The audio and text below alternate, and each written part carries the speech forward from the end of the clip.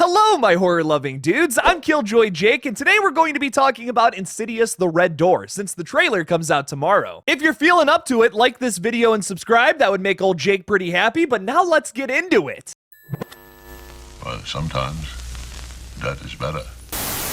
Being described as the final chapter in the Insidious franchise, Insidious the Red Door's trailer premieres tomorrow, and the film comes out on July 7th of this year. The trailer will be premiering at 10 a.m. Eastern Time Wednesday morning, so you'll have to adjust that based on wherever you are. Or maybe you're trapped in Ohio just like myself. It is terrifying here, someone please help me. This is a cry for help. The original cast of the first two Insidious installments will be returning for the final entry as it's being marketed. There'll probably be more, let's be honest. The Lambert family includes Josh Lambert, played by Patrick Wilson, Ty Simpkins as Dalton, Rose Byrne as the matriarch of the family, whose name I can't remember off the top of my head, Andrew Astor as Foster Lambert, and Lynn Shay as Elise Rayner. The film also stars Sinclair Daniel and Hayam Abbas, and it's produced by Jason Blum, Oren Peli, James Wan, and Lee Winnell. This is the first time in Insidious history that the screenplay will not be coming from Lee Winnell. He's just providing the story. The script is instead being penned by Scott Teems. And one of the most surprising and interesting things about Insidious 5 is that it's going to be directed by Patrick Wilson, the lead actor. Back in 2020, Patrick Wilson made a statement talking about his directorial debut, saying, "I'm honored and thrilled to be at the helm of the next Insidious installment, which will provide an amazing chance to unpack everything the Lamberts went through a decade ago, as well as deal with the consequences of their choices. Directing the movie is both professionally and personally a full circle moment for me, and I am extremely grateful to be entrusted in continuing to tell this frightening and haunting story. Into the further we go." Alright, I want to be able to pitch some of my crazy theories about this movie, so let's talk a little bit about what the plot of Insidious 5 is. Before we talk about the plot of Insidious 5, though, I want to talk a little bit about the very strange timeline that we're working with here. In chronological order, which is not the same as release order, the Insidious timeline goes Insidious 3, Insidious The Last Key, Insidious 1, Insidious Chapter 2, and then this new film. So it's perfect to say that Insidious The Red Door will be the final chapter, considering it is at the end of the chronological timeline. I sound like such a dork right now, but let's talk a little bit about the plot description. Set 10 years after the end of the previous first two films, Josh Lambert heads east to drop his son Dalton off at an idyllic ivy-covered university. However, Dalton's college dream becomes a nightmare when the repressed demons of his past suddenly return to haunt them both. Alright, now that we're all caught up to speed, let's talk some crazy theories about Insidious 5, because I have a couple. So the confirmed cast for the film does feature the Lambert family and Lynn Shay's beloved character, but we don't know if some characters from The Last Key are going to be attached to this film or not. Which you might think is a little weird, because Insidious The Last Key is its own contained story. It doesn't really affect the storyline of the other two films all that much, except for setting up the character of Elise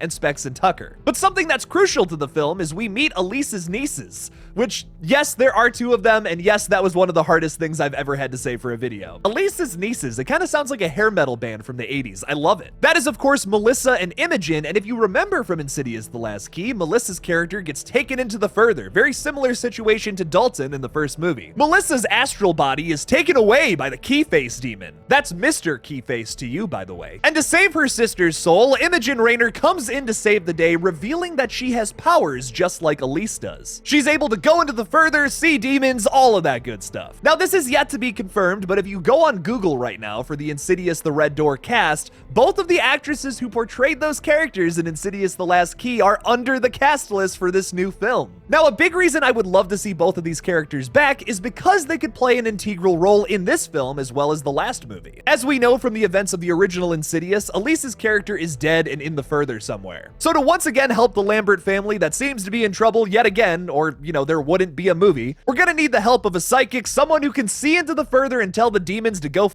themselves. Imogen Rayner might just be that character. And Lynn Shay is confirmed to be in the movie at this point, but once again, she's not alive. So I imagine we get some kind of cameo scene where she's in the further and says, "Hey, what's going on, Imogen? How you doing?" That's also kind of what happened in Insidious 2. Like, Lynn Shay's character helps them from the beyond, but like, she can't do anything in her physical form because, well, she croaked. Something else I want to bring out about specifically Insidious 2 is that technically we've been left on a cliffhanger all this time. Will we ever get that resolved? Once again, refresher, I know it's probably been a while since y'all seen these movies and there's some crazy lore behind them. At the end of Insidious 2, Specs and Tucker, Elise's assistants, go and visit a house that is claimed to be haunted. Elise's ghost enters enters the house that Jenna Ortega also lives in, fun fact, where she hears the same Foley sound we got with the lipstick demon in the previous film. So it makes you think that maybe old Lippy Boy is haunting more people than just Dalton. Maybe also this Allison person as well. So will we ever get resolved to this big cliffhanger? Well, my guess right now is no, because there's going to be a 10-year time jump from Insidious 2 to Insidious the Red Door. We also don't have any confirmation if Lee Winnell or Angus Sampson will be in this film, who plays Specs and Tucker. Lee Winnell is also the writer of the first 4 Insidious films, and this will be the first one he doesn't write. He specifically only came up with the story for this film, so who knows? He is still producing, and he came up with the story, like I said, so he will have some kind of involvement in this film, but not as much as the previous 4 is my guess. I'm really gonna miss those goofy lads in this film, though, I will say that. Tucker is always eating some kind of wonderful treat when he gets to the door of a new place, and I think that's really funny. We're not gonna have that in this new film. It's almost gonna feel like something is missing from Insidious 5. But that is yet to be confirmed. Something else that is yet to be confirmed about Insidious the Red Door, which is possibly the thing that I'm the most interested in, is who is going to be the demon this time around. Since we know the Lambert family is going to be at the center of this new film, I imagine the lipstick face demon, portrayed by Joseph Bishara, will be the focus of this movie yet again. Something a lot of Insidious fans have been eagerly anticipating, because he's really just had little jump scares throughout some of the sequels. He has not been the focus in a very long time. And although I really do love all of the Insidious entities, my favorite one is easily the lipstick face demon. It's my favorite villain performance from Joseph Bishara, who also plays many of the demons in the Conjuring universe.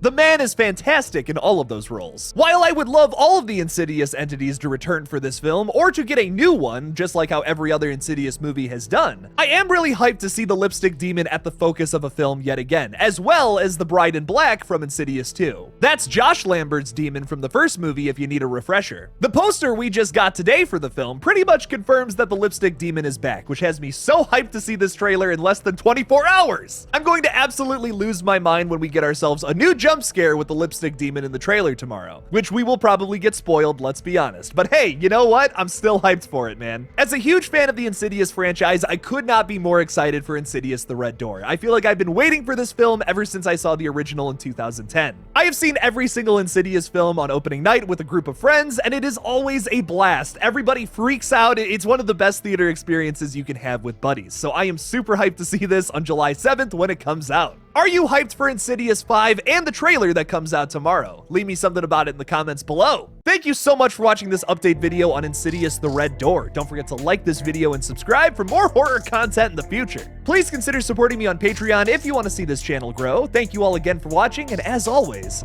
don't forget to kill it out there, y'all.